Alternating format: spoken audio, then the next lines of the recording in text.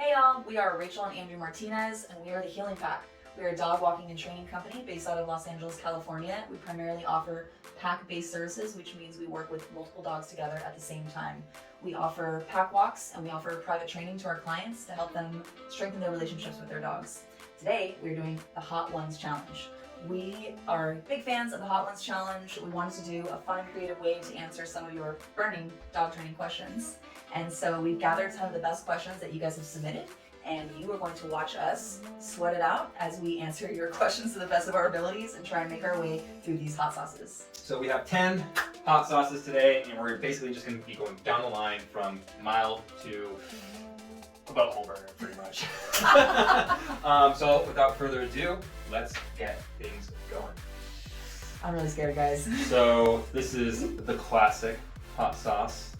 I'm not sure who it's by. Oh, it says it's by the Hot Ones, First Week Feast. A little bit on there. Not too scared. This one. Overflow. Overflow's good. Overflow's We great. have different feelings about how excited we are for this spice right now. Oh yeah, I can smell it. All right. Alright. Cheers.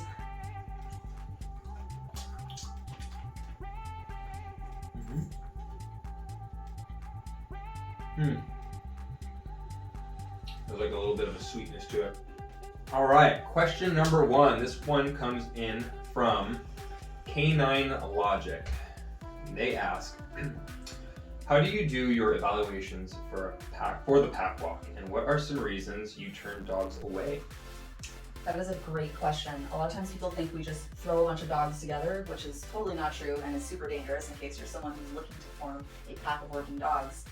First and foremost, when we evaluate dogs, we're looking at how workable are these dogs on leash and how do they feel about interacting with other dogs together in a social setting. So when we show up and we do an evaluation, we're putting the dog through a number of different situations and environments to see how easily they are influenced by us training-wise, and how social they are, like how safe it is for them to be around other dogs. Because ultimately, sure, you can put a muzzle on a dog and throw them in a pack walk, but I don't want to put dangerous energies into my pack. I want to make sure that all the dogs are getting something out of being around each other.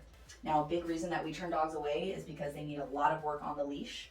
A very novice move is to bring in a dog who's very difficult on the leash, even if they're social, and try and put them into a working pack, because that's a lot of energy to manage, and dogs still need to be individually addressed even when they're in the pack. So not being good on the leash is a big one that we turn dogs away for, and then just not being social enough, or maybe not being ready for specifically pack walks, where dogs ride in a car together, they're interacting on leash, they're moving through different environments. There's a lot of different situations that can create a lot of pressure for a dog, so we want to make sure that these dogs can safely move through a number of different situations socially and training-wise. Absolutely. Not spicy, just went down the wrong tube. Shall we move on? Moving right All on. right. Number 2, Jala Pepper. Pepper. All right. That color alone kind of scares me a little bit. Color's good. Go. Smell check first. Oh, it actually smells pretty good. I'm not going to smell any of them. I feel like that's just going to make me more nervous. There you go. Feeling good. All right. So, I don't know if the cameras picked it up, but There's a lot on here. she basically did the thing she didn't want to do. I basted it. We'll see how this goes. Cheers.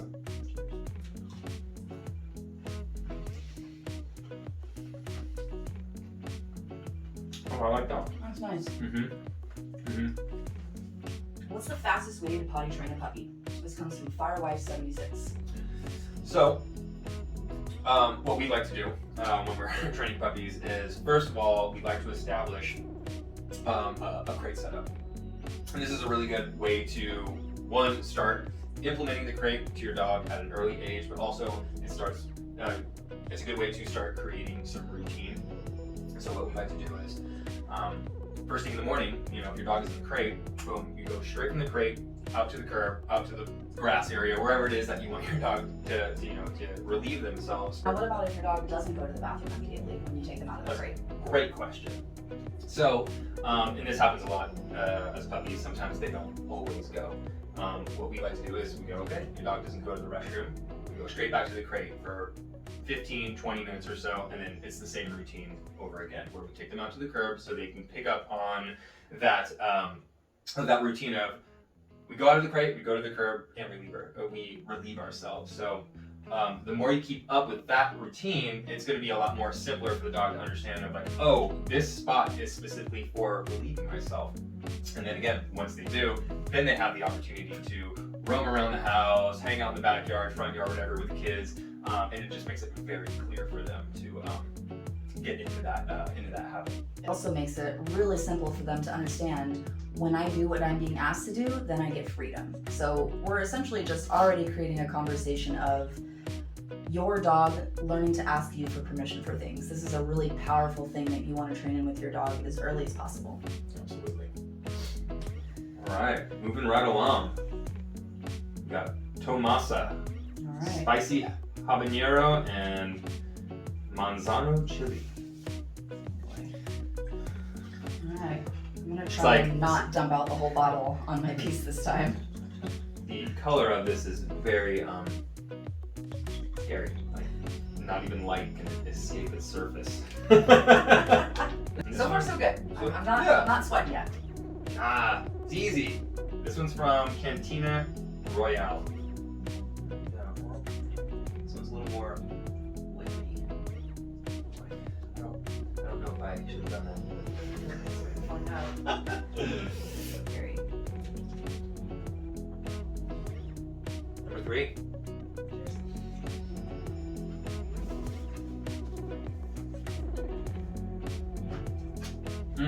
I could immediately Oh, feel the heat on I that feel one. like we definitely went up a level I feel it. in the heatness factor. The heatness.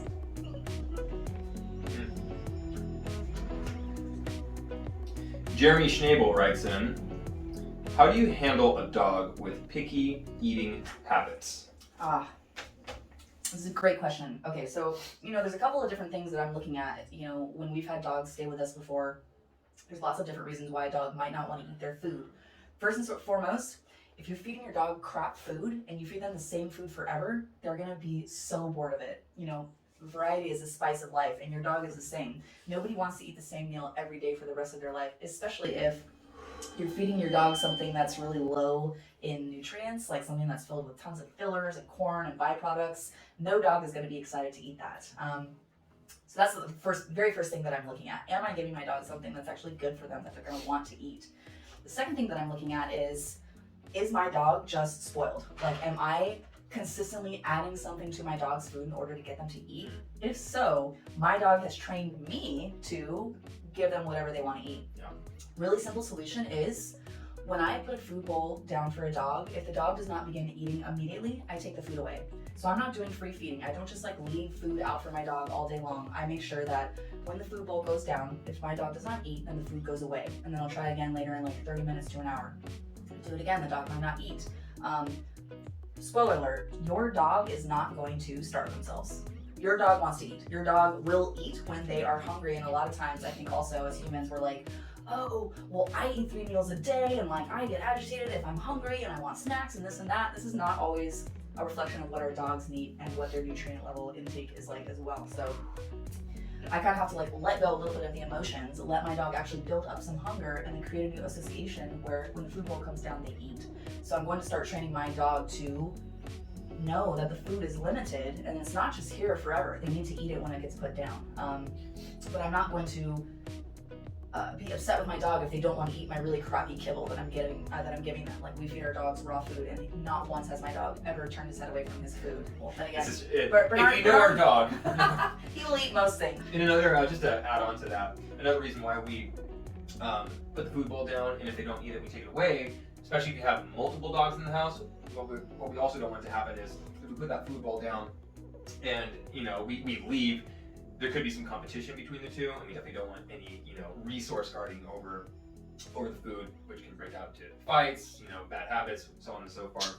We just don't want that to be even a factor. So that's why we pick the bowls up when they're done, or if they're not going to eat it, we pick those bowls up. He brings up a great point as well, which is sometimes when you're feeding multiple dogs in the same area, there's a little bit of social pressure that dogs can put on each other when they're eating. So if I notice that a dog is really hesitant to eat when other dogs are around, I'm going to go ahead and put them in a different area where they can have a little bit of private time so that they can eat, because eating is actually quite vulnerable. All right. Number 4. This one is from the hot ones. This is Los Calientes. Barbacoa. All right. Starting to feel it just a little bit. I can feel it in the back of my throat still from the Good. last one. I like this one. It was good. hot. It's like smoky. Good flavor. Yeah, absolutely. All right. All right, here we go. Moving up the Scoville level. I stand by. I'm not going to smell any of them. Oh, okay, this one's a little more like barbecue. Okay. As far as the consistency there. Oh, I smell it. Now I'm regretting how much I put on there, but I do it for you. All right, let's seal this bad boy up. All right. Cheers, my love. Here we go. Oh, it's good flavor.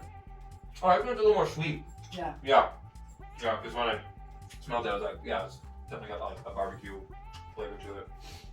We have another question from Jeremy Schneebel.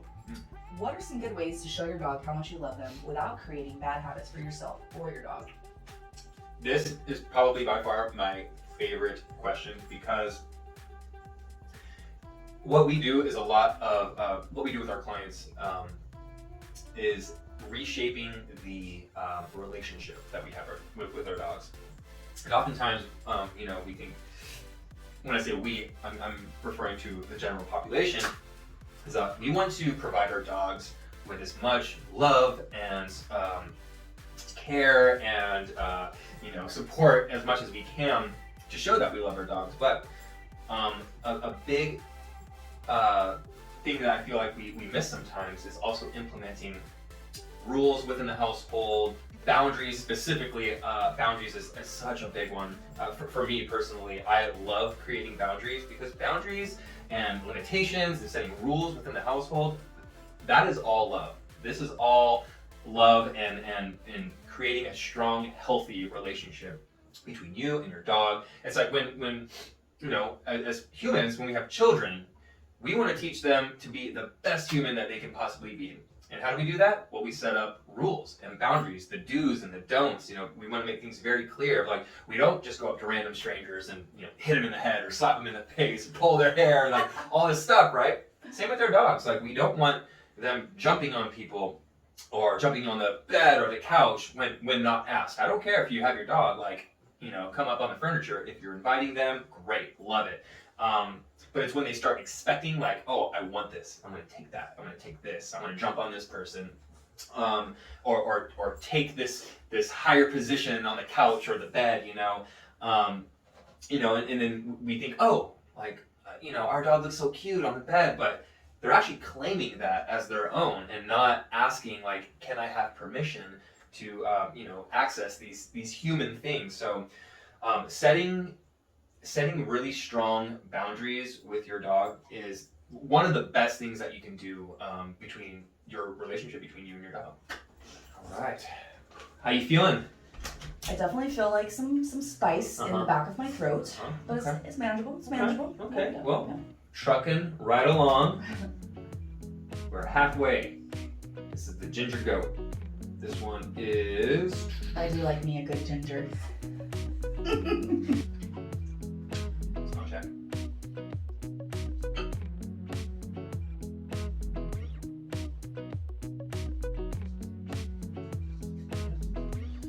All right.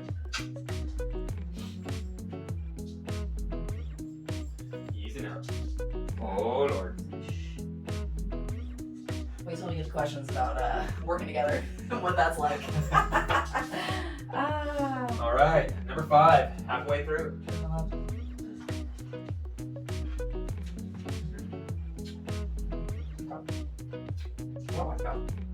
bad. That's a sneaking heat. That's good. Okay. All right. And apologies if I butcher the names. Maybe Rachel knows, but this question comes in from. Excuse me. Whew. This one comes in from Bobby Tessone. Okay. Bobby Tessone. You let me know. Do you guys have an insurance policy for your business? If so, what company/policy? Yes, absolutely. This is not just for dog businesses. If you have a business, you likely need insurance, period. We really try our best to decrease our liability by doing, thorough assessments of our dogs, having a lot of protocols for ourselves and our walkers that keep us and the dogs safe so that, God forbid, nothing happens. But ultimately, there are things that can happen that are completely out of your control. They are dogs, and sometimes things can get really unpredictable very quickly. So we actually use a company called Pet Sitters Associates. They are an insurance carrier who pairs you off with different providers to help give you coverage depending on the type of business that you have. We primarily just do dog walking and training, so we insure ourselves for those activities, but you can add things on like boarding, being in-home house sitting. There's lots of different things that you can add on as a dog care professional, but it is super important. I don't even want to say this, knock on wood, but I've actually never had to file a claim, and I'd like to keep it that way. But that being said, I still always have an insurance policy. Absolutely. There's no reason to go uninsured, and let me tell you, if you've ever gone to the vet before, you know how quickly those costs can rise. And when you're taking care of multiple dogs at the same time, imagine you have multiple dogs that need care, and it's going to add up quickly. So make sure you cover your bases, get with a good insurance provider, make sure it's specific to what you're doing, because there's lots of different things that you can do with dogs, and you need to be very specific in order to retain coverage. So pair up with a company who can give you some good advice, make sure everything that you're doing is legal by the books. Do your best to take care of the animals in your care, and then as a safety net, always have an insurance policy for your business. Be smart, be safe. All right. My lips are burning. I can feel it all inside of my upper lip right now. It didn't seem that bad, and then collectively they're all kind of stacking on top of each other. Mm-hmm. So we have the high desert here. This one says it's a heat rating 8 out of 10. I don't know what that means. Like what? Find out. What is? I don't know what their scale is now. Who's to know? We're about to know. Yeah. Some spices in there. Okay, I think that'll be. I'm gonna have to put a doll of this on the plate.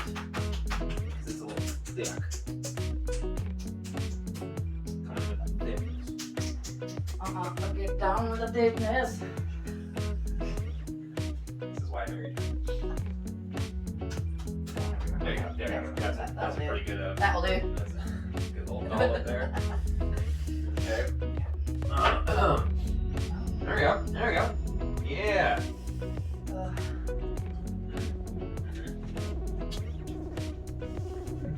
Not bad. How is it running business with your significant other? Do you ever disagree about dog handling? This one comes from Allison Fleming. I'm gonna really try not to touch my eyes.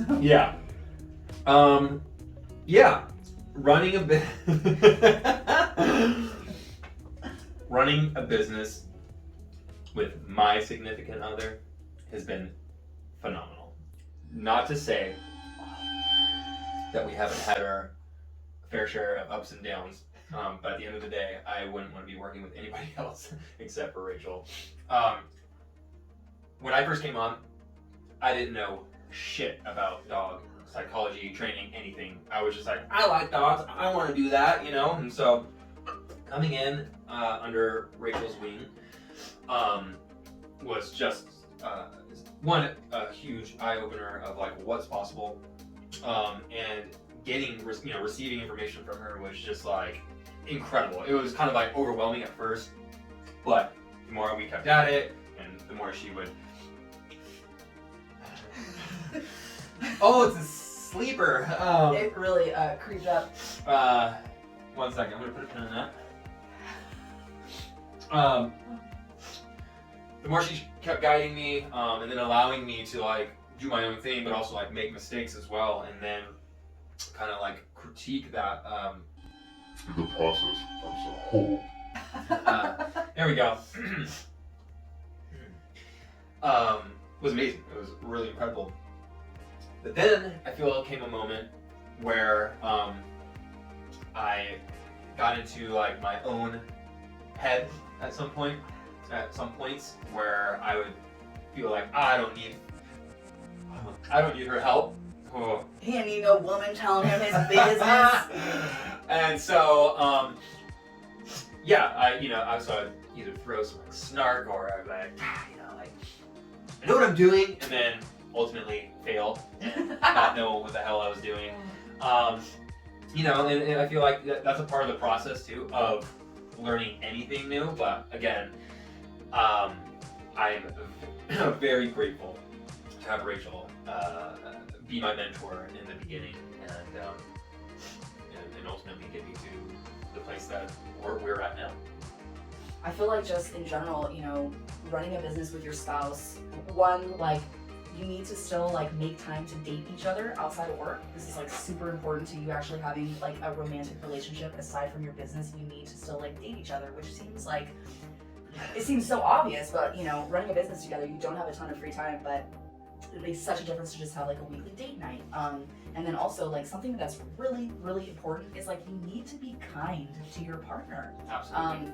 100%. There's going to be moments that come up where you disagree, or maybe you have different boundaries, maybe the way you teach is different, but like you need to remember at the end of the day, this is the person that you love. It's just a business. It's just dog training. It's kind of like, it comes down to that saying, like, do you want to be right or do you want to be loved? Well, if you're someone who constantly needs to be right, you're going to butt heads a lot with your partner. So there needs to be some give and take. You need to each be able to have your own individual voice. Excuse me. I was like, I could literally feel like a tear coming out of my eye. And I have so much phlegm in the back of my throat. My body's just trying to push out whatever I had been putting in here, this poison in my vessel. And liquid hot magma. But being kind, and then also having boundaries where like when Andrew and I walk our dogs together, we'll have walks where we'll be like, hey, we're actually not going to critique each other right now. It's important to not be in this constant state of like, oh, let me look at what my partner's doing and like tell them how to be better. Like you need to be able to have times where you're not training each other. Yeah, absolutely. Obviously, in the beginning, yes, get a good foundation in, say what you need to say to have a safe operating, cohesive system. But at the same time, you have to allow them to kind of be on their own and step back and ultimately make mistakes, and that's all part of the process. And it's been amazing being able to work with someone as talented as Rachel. So that being said, if you're people that have different levels of experience, like I've been doing this quite a bit longer than Andrew, but then there got to be a point where Andrew was already he's at my skill level.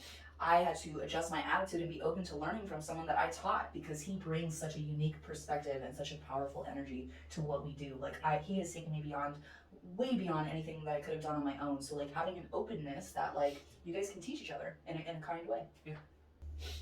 All right. Here. I'm getting a little nervous now. The first few I was like, all right, this is fine, this is like good. I would like eat this normally. You got it. Four left. We got this. This one's called Hotter Than L. This one's handcrafted hot sauces by Love Burns in Sanford, Florida. Yeah, here we go.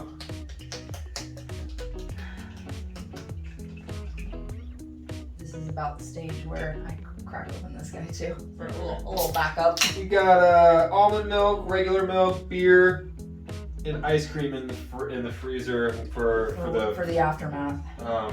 If we really need that, which we're gonna have it regardless. All right, Hotter Than L. Here we go.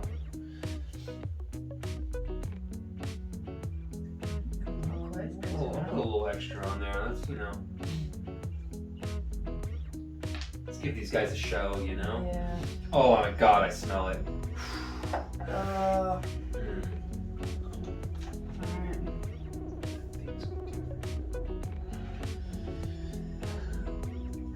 Here we go. Cheers. Oh yeah. I can tell right Immediately. away. Boom. Oh, Uh-oh. I'm scared for you. Uh-oh. Like, I think I can hang just a little bit of beads of sweat. You hear this guy? A little bit of beads of sweat. Thinks he's so freaking cool. Yeah. Firewife76 asks, I'm about to be a fire wife. how do you teach a very muscular and energetic dog to remain calm when I come home or when guests arrive? Yes. Great question. There's nothing worse than a jumping dog except for a really muscular, big, energetic jumping dog.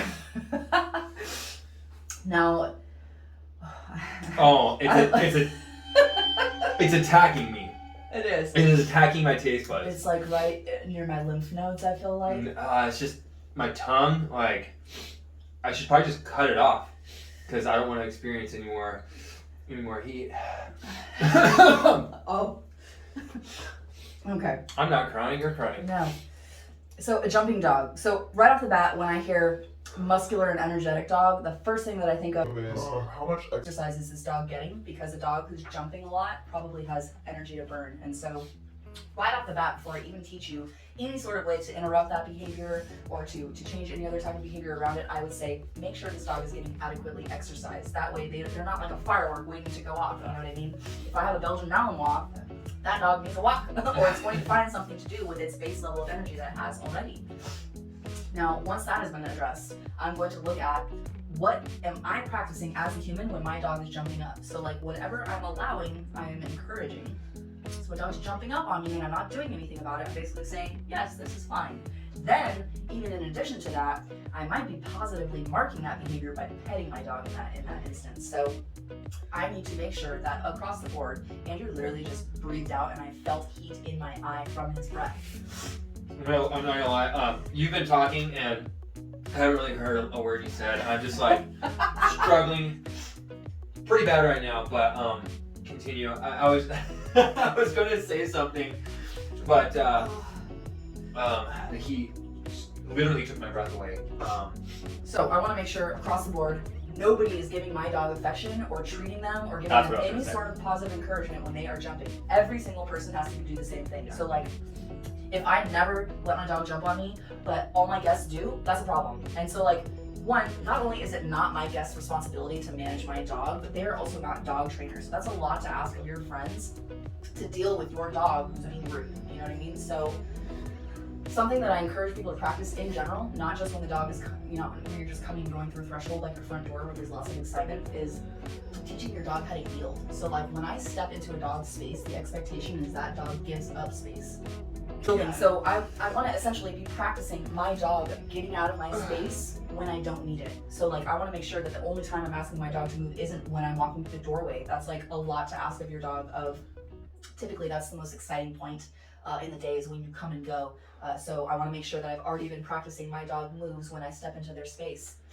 Another thing that I would think about is just coming from more of a management position where if my dog I know gets excitable when people come over, I'm gonna not have them at my front door when I'm coming and going. So I'm gonna have them crated, I might have them on the leash when someone is entering, and I'm gonna wait until my dog is calm in order for them to greet my guests or family members. One last tip that I would have for you about unloading the excitement around the door is practice the 15-minute window. So 15 minutes before I leave my house, I'm ignoring my dog, and then 15 minutes after I get home, I'm ignoring my dog as well, because the process of coming and going can actually be quite exciting or even a little stressful. Like when you're leaving, your dog's starting to cling to you and they're not sure when you're leaving or when you're coming back. And you can actually unload that process by just creating calm, ignoring your dog during those moments, letting them do their own thing, be in a crate, decompress, whatever it is that they need in that moment. Then we engage with our dogs once they've been able to bring their energy down a bit. All right, we are in the final stretch, and I see this one all the time. This is the one that most people struggle with. Not really looking forward to it, but this is the bomb. Oh God, what are we doing? I don't know. What are we doing?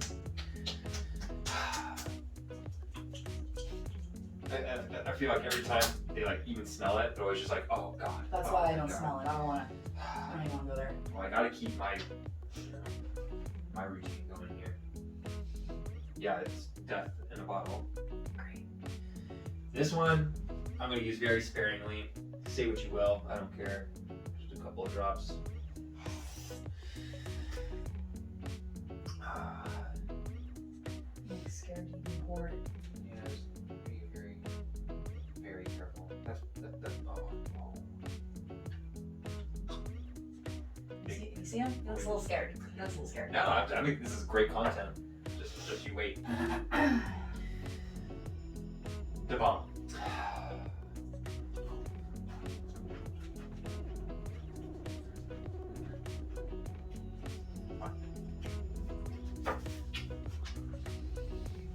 Yeah. I don't know what everyone's complaining about. Okay. Lana Lopez writes in, how do you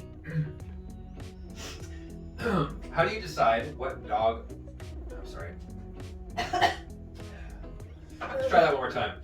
How do you decide what dogs walk together? Does it depend on behavior or location or timing? This is a good one too, because again, we don't take on every single dog, but we do want to cater to which dogs we have in our pack. One moment, please. So, between Rachel and I, we split up our routes.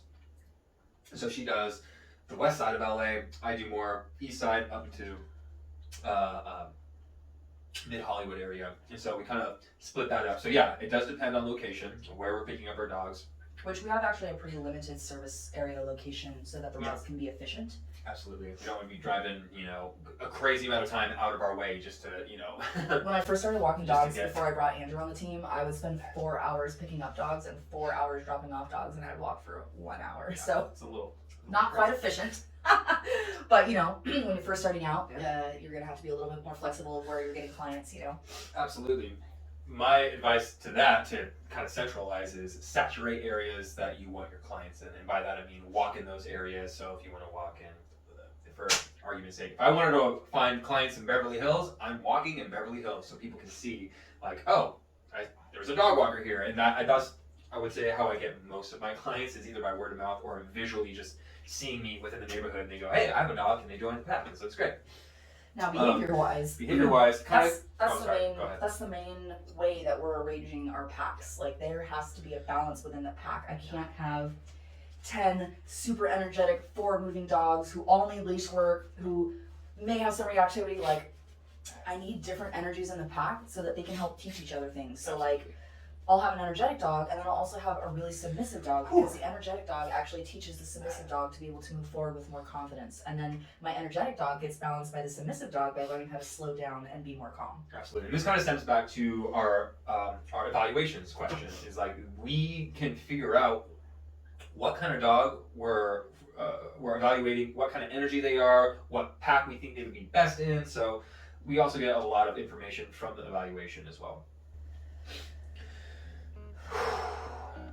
I still haven't taken a sip of milk yet, but I think this next one, Scorpion Disco, we'll see. We'll see. We're at the penultimate right now. All right.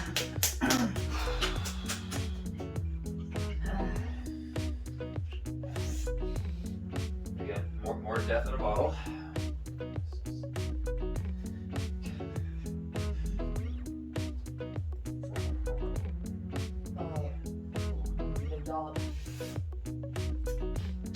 Looking for a challenge,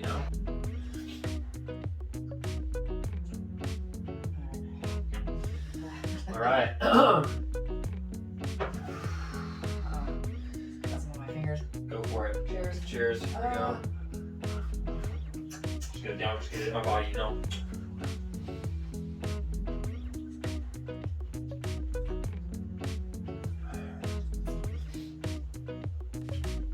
Okay. Wasn't too bad. How do you get two dogs that don't get along to live together happily? From Shirley Aronson. Shelly Aronson. Well, this is kind of a loaded question, because we don't know exactly like the extent of the intensity of like, do they just not maybe like the same area of each other, or like being like physically next to each other? Is it red zone? Like, are they trying to like go after each other, kill each other? You know, it's like different levels of not liking another dog. But some. The tip of my tongue hurts. It's like.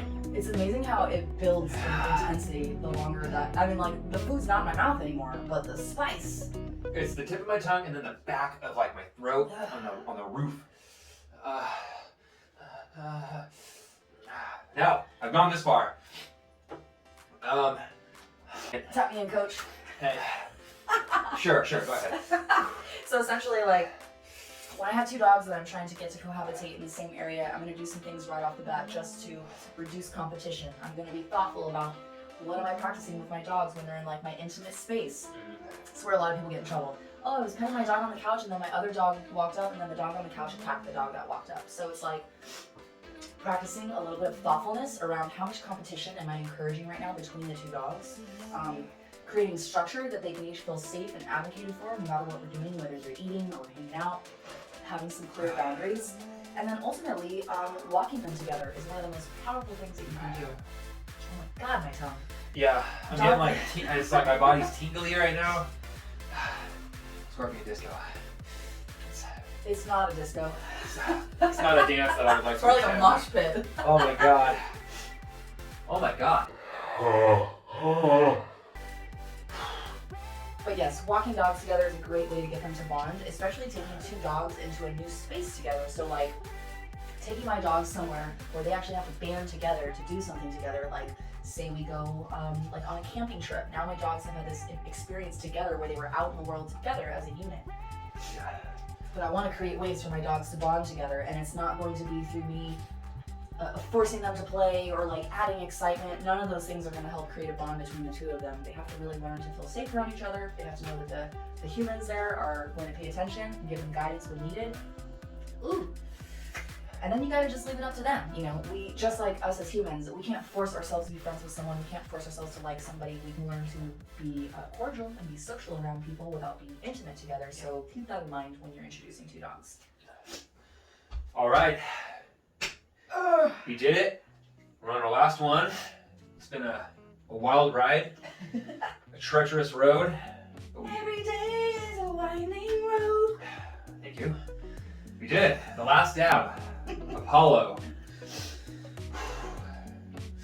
Like tingling sensations like in my shoulders. You getting that in the back of your neck? I'm a warrior. Okay. You know, I thought the song goes, anything that you can do, I can do better. Is that not it? Is that not the song? Is that not how that We'll goes? see how much of the last dab you actually put on yours, alright? Alright, I mean, I've matched you in every other one. I can like see the beads of sweat on his brow. I feel like there's just like a swimming pool of sweat underneath my eyes right now. It's just, yeah, it's fine. It's whatever. Alright. Bush league, really. Alright, last dab. You know what? Oh my god. I don't know if you could. Oh, I smell it. Oh. What did I do? I'm going to be more gentle in my application. Gingerly. I'm smart. Okay, we got this. We did it. We made it. We made it. I don't even want yours to touch mine. It has so much on it. Of course. What am I doing? I might need some milk after this one. Just get it down. Just get it down. It's fine. It's just flavor. It's just flavor. Yeah.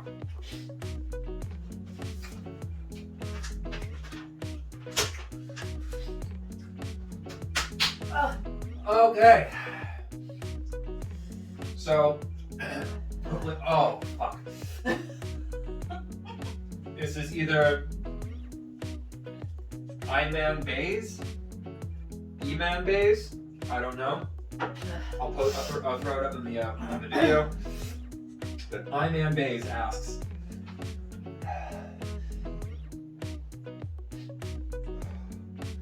what's the hardest thing about working with your spouse? I think probably one of the hardest things about working with my spouse is when one or the other of us makes a mistake or has a tough day with a client or something like that. It is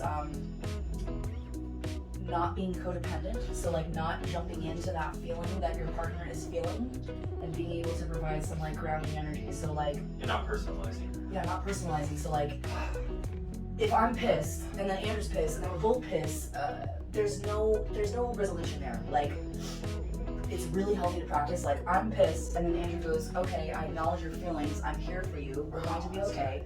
Make a plan of action so that we can get through it. But yeah, like really learning to not be codependent is really difficult. Oh, sweet Jesus. Working together, and then, you know, when we first started working together, one of the most difficult things about working with Andrew was that he was not as organized as I was. And What? I would say, Bollocks. and I can't speak for Andrew, but I will. Probably one of the hardest things for him working with me is that I was very set in my ways when we first started working together, and so I did not used to be as open to suggestions that Andrew would make, or like trying something new, or like looking at perspective that he had, because I already had an established pack, and he came in and he would look at me working dogs and he'd be like, why are you doing what you're doing? And I would be like, I don't know, but I'm doing it, just trust me. And he was like, no, that's not, I don't accept that. Yeah, because that was going to be my response is,